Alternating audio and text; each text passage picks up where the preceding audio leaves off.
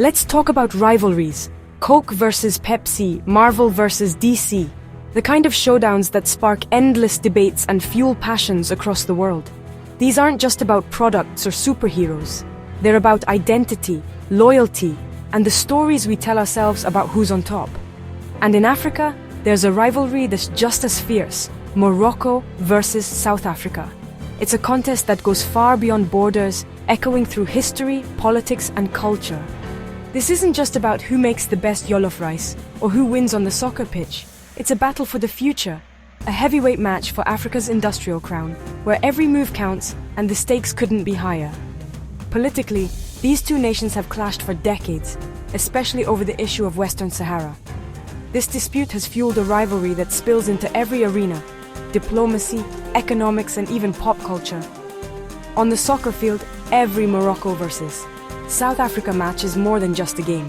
It's about national pride, bragging rights, and the kind of social media wars that light up the continent. Fans don't just cheer, they live every moment. But the real contest is happening off the field, in boardrooms, factories, and government offices. It's the industrial race, where both countries are determined to outpace each other. Both Morocco and South Africa want to be Africa's economic gateway, the place where manufacturing, technology, and innovation converge. Each is investing heavily in infrastructure, education, and new industries. It's a chess match played with ports, factories, and energy plants. Every new deal, every new project is a move on the board, shaping the future of the continent. Each country is sending a clear message to the world. Want to build Africa's future? Come to us. We're open for business and we're ready to lead. The competition is fierce, and the gap between them is closing fast. New projects are breaking ground every day, and the race is tighter than ever. One contender is making a comeback no one expected, surprising analysts and shifting the balance of power. This is more than rivalry. It's a race to shape Africa's destiny, to define what the next generation will inherit. So, how did this all begin? Let's rewind and see where the story started. Flashback to 2010. South Africa hosts the World Cup. The world is watching, and the country is Africa's economic powerhouse. Its manufacturing sector was unmatched, producing everything from chemicals to cars. The Johannesburg Stock Exchange led the continent, and infrastructure was the gold standard. South Africa was the cool kid, the leader everyone admired. Meanwhile, Morocco was quietly building, its economy smaller and focused on agriculture, phosphates, and tourism. South Africa's automotive industry was booming, with BMW, Mercedes, and VW running massive plants. In aerospace, Denel was a symbol of advanced technology. Morocco's car and aerospace sectors were barely on the map. The gap between them was a canyon. No one in 2010 would have bet on Morocco to catch up. South Africa was the continent's industrial king. But things were about to change. The race was just getting started.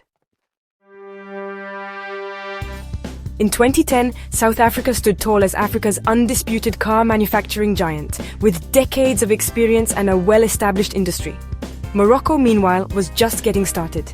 But it had a bold vision: to build an automotive empire from the ground up, transforming empty land into a hub of innovation and opportunity. The Moroccan government rolled out the red carpet for global giants like Renault and Peugeot, offering generous tax breaks, investing in modern infrastructure, and cutting through red tape with streamlined regulations. The result?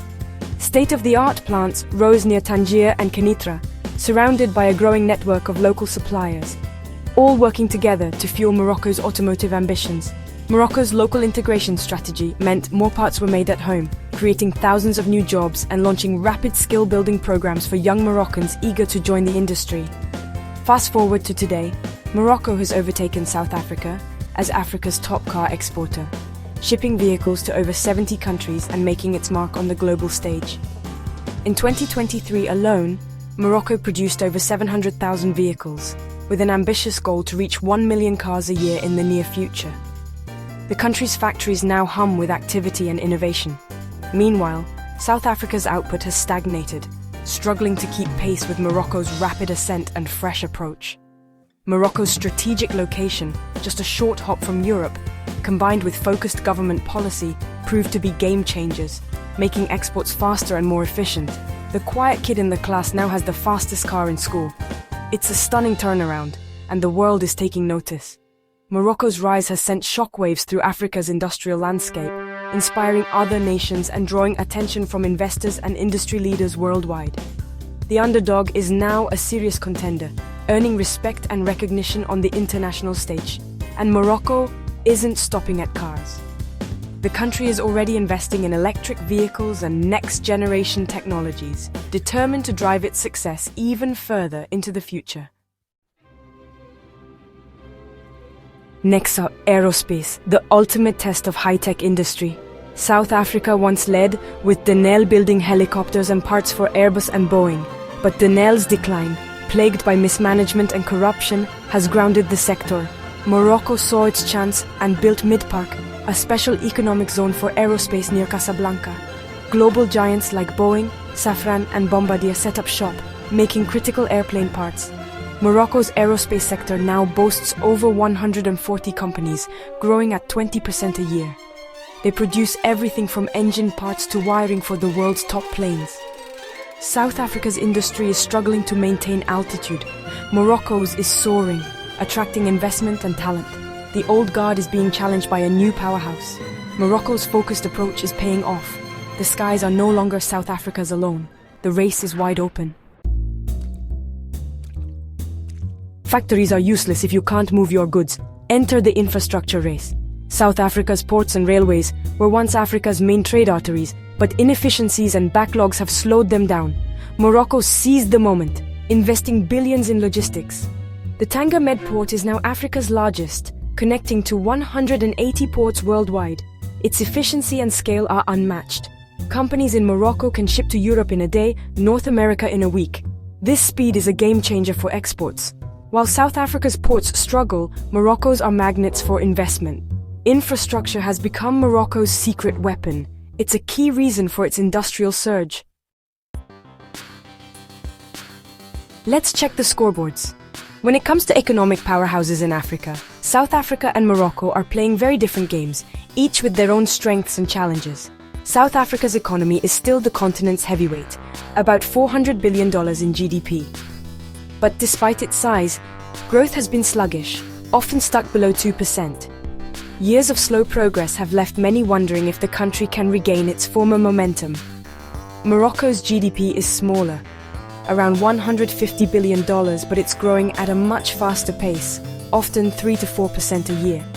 That steady climb is turning heads, especially as Morocco positions itself as a rising star in North Africa. Morocco's industrial acceleration plan is laser-focused on key sectors: automotive, aerospace, and renewables. The government is all in, providing incentives, infrastructure, and a clear vision to attract global players. Meanwhile, South Africa's strategy is less defined. The country faces persistent power shortages, high unemployment, and political instability, making it harder to chart a clear path forward. These challenges have slowed reforms and made investors wary.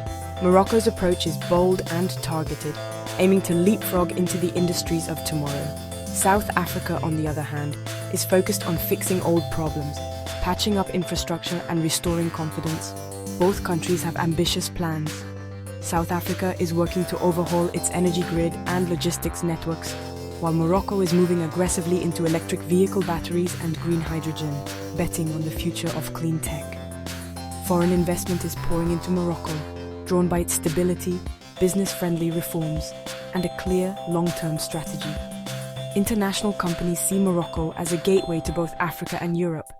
South Africa still attracts investors, but the risks, political uncertainty, energy crises, and social unrest make them more cautious, often waiting for signs of real change before committing. In this high-stakes contest, the race is about momentum, not just size. The ability to adapt, innovate, and inspire confidence will determine who pulls ahead. The next moves, strategic decisions, bold investments, and policy reforms will decide the winner in Africa's economic game. Both countries are betting big on the future, each hoping to shape the next chapter of African growth and innovation. The stakes couldn't be higher. The choices made today will echo for generations, shaping not just their own destinies, but the future of the continent. Every industry needs power, and here, the contrast is stark. South Africa runs on coal, with over 80% of its electricity from aging, unreliable plants. The result? Frequent blackouts, load shedding, cripple factories and scare off investors. Coal dependence also makes South Africa a major polluter. Morocco, lacking fossil fuels, turned to renewables.